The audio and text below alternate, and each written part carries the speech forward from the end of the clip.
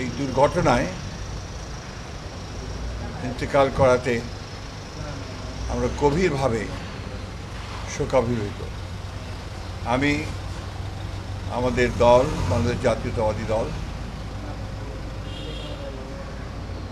আমাদের দলের চেয়ারম্যান দেশনেত্রী বেগম খালেদা জিয়া, আমাদের ভারপ্রাপ্ত চেয়ারম্যান জনাব তারেক রহমান পক্ষ থেকে আজকে আমরা ইরানের রাষ্ট্রদূতের যে অফিস কার্যালয়,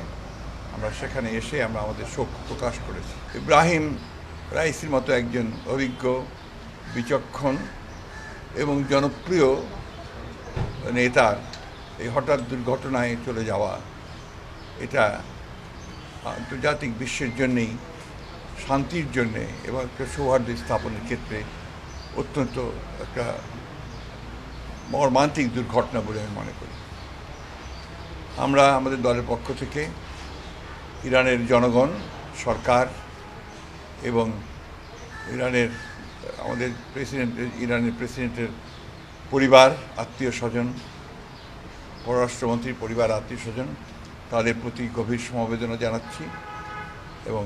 তারা যেন এই শোক সহ্য করতে পারেন এবং ইরানের জনগণ যেন এই শোকের সময়ে তারা তাদের যে